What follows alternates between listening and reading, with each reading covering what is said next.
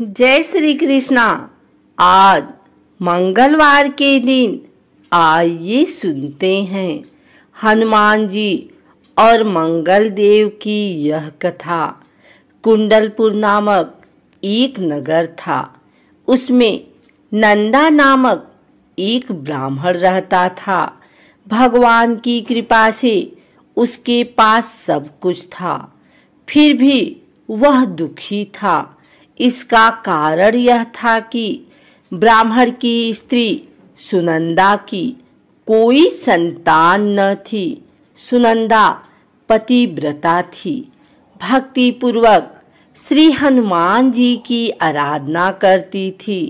मंगलवार के दिन व्रत करके अंत में भोजन बनाकर हनुमान जी का भोग लगाने के बाद स्वयं भोजन करती थी।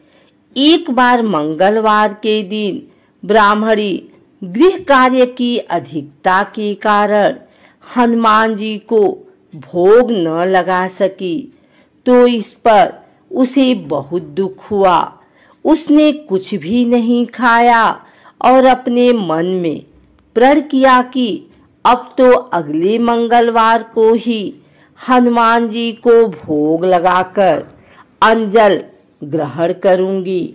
ब्राह्मणी सुनंदा प्रतिदिन भोजन बनाती, श्रद्धा पूर्वक पति को खिलाती, परंतु स्वयं भोजन नहीं करती और मन ही मन श्री हनुमान जी की आराधना करती थी।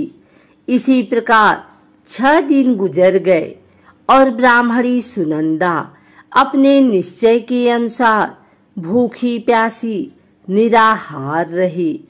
अगले मंगलवार को ब्राह्मणी सुनंदा प्रातःकाल ही बेहोश होकर गिर पड़ी। ब्राह्मणी सुनंदा की इस असीम भक्ति के प्रभाव से श्री हनुमान जी बहुत प्रसन्न हुए और प्रकट होकर बोले, सुनंदा, मैं तेरी भक्ति से बहुत प्रसन्न हूँ, तू उठ और वर मांग। सुनंदा अपने आराध्य देव श्री हनुमान जी को देखकर आनंद की अधिकता से विह्वल हो श्री हनुमान जी के चरणों में गिरकर बोली, हे प्रभु, मेरी कोई संतान नहीं है, कृपा करके मुझे संतान प्राप्ति का आशीर्वाद दे। आपकी अति कृपा होगी। श्री महावीर जी बोले, तेरी इच्छा पूर्ण होगी। तेरी एक कन्या पैदा होगी, उसके अष्टांग प्रतिदिन सोना दिया करेंगे। इस प्रकार कहकर श्री महावीर जी अंतर ध्यान हो गए। ब्राह्मणी सुनंदा बहुत हर्षित हुई और सभी समाचार अपने पति से कहा। ब्राह्मण देव कन्या का वरदान सुनकर कुछ दुखी हुए, परंतु सोना मिलने की बात सुनी तो बहुत प्रसन्न हुए। विचार किया कि ऐसी कन्या के साथ मेरी निर्धनता भी समाप्त हो जाएगी। श्री हनुमान जी की कृपा से वह ब्राह्मणी गर्भवती हुई और 10वें महीने में उसे बहुत ही सुंदर पुत्री प्राप्त हुई। यह बच्ची अपने पिता के घर में ठीक उसी तरह से बढ़ने लगी जिस प्रकार शुक्ल पक्ष का चंद्रमा बढ़ता है। 10वें दिन ब्राह्मण ने उस बालिका का नामकरण संस्कार कराया। उसके कुल पुरोहित ने उस बालिका का नाम रत्नावली रखा, क्योंकि यह कन्या सोना प्रदान किया करती थी। इस कन्या ने पूर्व जन्म में बड़े ही विधान से मंगल देव का व्रत किया था। रत्नावली का अष्टांग बहुत सा सोना देता था। उस सोने से नंदा ब्राह्मण बहुत ही धनवान हो गया। अब ब्राह्मणी भी बहुत अभिमान करने लगी। समय बीतता रहा। अब रत्नावली 10 वर्ष की हो चुकी थी। एक दिन जब नंदा ब्राह्मण प्रसन्नचित्त था तब सुनंदा ने अपने पति से कहा, मेरी पुत्री रत्नावली विवाह के योग्य हो गई है, अतः आप कोई सुंदर तथा योग्य वर देखकर इसका विवाह कर दें। यह सुन ब्राह्मण बोला, अभी तो रत्नावली बहुत छोटी है। तब ब्राह्मणी बोली, शास्त्रों की आज्ञा है कि कन्या 8वें वर्ष में गौरी, 9 वर्ष में राहिणी, 10वें वर्ष में कन्या, इसके पश्चात रजस्वला हो जाती है। गौरी के दान से पाताल लोक की प्राप्ति होती है, राहिणी के दान से बैकुंठ लोक की प्राप्ति होती है, कन्या के दान से इंद्रलोक के सुखों की प्राप्ति होती है। अगर हे पति देव रजस्वला का दान किया जाता है तो घोर नरक की प्राप्ति होती है। इस पर ब्राह्मण बोला, अभी तो रत्नावली मात्र 10 ही वर्ष की है और मैंने तो 16-16 साल की कन्याओं के विवाह कराए हैं, अभी जल्दी क्या है। तब ब्राह्मणी सुनंदा बोली, आपको तो लोभ अधिक हो गया लगता है। शास्त्रों में कहा गया है कि माता पिता और बड़ा भाई रजस्वला कन्या को देखते हैं तो वह अवश्य ही नरकगामी होते हैं। तब ब्राह्मण बोला, अच्छी बात है, कल मैं अवश्य ही योग्य वर की तलाश में अपना दूत भेजूंगा। दूसरे दिन ब्राह्मण ने अपने दूत को बुलाया और आज्ञा दी कि जैसी सुंदर मेरी कन्या है वैसा ही सुंदर वर उसके लिए तलाश करो। दूत अपने स्वामी की आज्ञा पाकर निकल पड़ा। पंपई नगर में उसने एक सुंदर लड़के को देखा। यह बालक एक ब्राह्मण परिवार का बहुत गुणवान पुत्र था। इसका नाम सोमेश्वर था।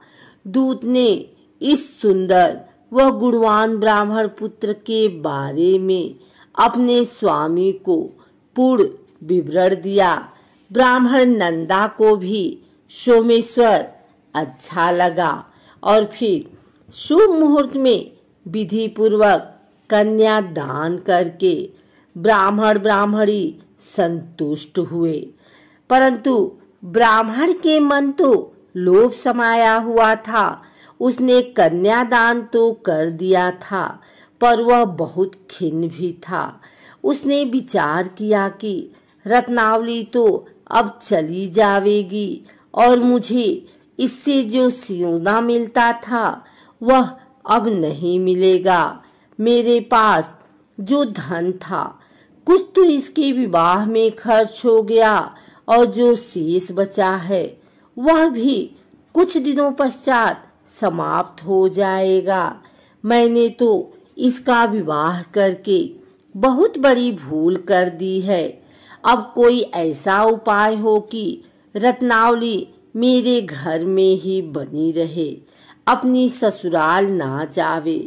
लोभ रूपी राक्षस ब्राह्मण के मस्तिष्क पर छाता जा रहा था। रात भर अपनी सैया पर बेचैनी से करवटें बदलते बदलते उसने एक बहुत ही क्रूर निर्णय लिया। उसने विचार किया कि अब रत्नावली को लेकर उसका पति सोमेश्वर अपने घर के लिए जाएगा तो वह मार्ग में छिपकर सोमेश्वर का वध कर देगा और अपनी लड़की को अपने घर ले आवेगा, जिससे नियमित रूप से उसे सोना भी मिलता रहेगा और समाज का कोई मनुष्य उसे दोष भी नहीं देगा। प्रातः काल हुआ तो नंदा और सुनंदा ने अपने जमाई तथा लड़की को बहुत सारा धन देकर विदा किया। सोमेश्वर अपनी पत्नी रत्नावली को लेकर ससुराल से अपने घर की तरफ चल दिया। ब्राह्मण सुनंदा महालोभ के वशीभूत हो अपनी मति खो चुका था। पाप पुण्य को उसे विचार न रहा। अपने भयानक व क्रूर निर्णय को कार्य रूप देने के लिए उसने अपने दूत को मार्ग में अपने जमाई का वध करने के लिए भेज दिया था, ताकि रत्नावली से प्राप्त होने वाला सोना उसे हमेशा मिलता रहे और वो कभी निर्धन न हो। ब्राह्मण के दूत ने अपने स्वामी की आज्ञा का पालन करते हुए उसके जमाई सोमेश्वर का मार्ग में ही वध कर दिया। समाचार प्राप्त कर ब्राह्मण नंदा मार्ग में पहुंचा और रुदन करती अपनी पुत्री रत्नावली से बोला, हे पुत्री, मार्ग में लुटेरों ने तेरे पति का वध कर दिया है। भगवान की इच्छा के आगे किसी का कोई वश नहीं चलता है। अब तू घर चल, वहां पर ही रहकर शेष जीवन व्यतीत करना। जो भाग्य में लिखा है वही होगा। अपने पति की अकाल मृत्यु से रत्नावली बहुत दुखी हुई। करुण क्रंदन व रुदन करते हुए अपने पिता से बोली, हे पिताजी, इस संसार में जिस स्त्री का पति नहीं है उसका जीना व्यर्थ है। मैं अपने पति के साथ ही अपने शरीर को जला दूंगी और सती होकर अपने इस जन्म को, माता पिता के नाम को तथा सास ससुर के यश को सार्थक करूंगी। ब्राह्मण नंदा अपनी पुत्री रत्नावली के वचनों को सुनकर बहुत दुखी हुआ। विचार करने लगा, मैंने व्यर्थ ही जमाई वध का पाप अपने सिर लिया। रत्नावली तो उसके पीछे अपने प्राण तक देने को तैयार है। मेरा तो दोनों तरफ से मरण हो गया। धन तो अब मिलेगा नहीं। जमाई वध के पाप के फलस्वरूप यम यातना भी भुगतनी पड़ेगी।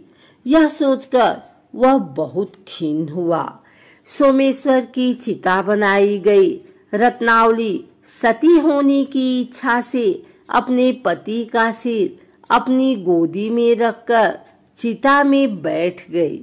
जैसे ही सोमेश्वर की चिता को अग्नि लगाई गई, वैसे ही प्रसन्न हो मंगलदेव वहां प्रकट हुए और बोले, हे रत्नावली, मैं तेरी पति भक्ति से बहुत प्रसन्न हूँ, तू वर मांग। रत्नावली ने अपने पति का जीवन दान मांगा। तब मंगलदेव बोले, रत्नावली, तेरा पति अजर अमर है, यह महाविद्यमान भी होगा और इसके अतिरिक्त तेरी जो इच्छा हो वर मांग।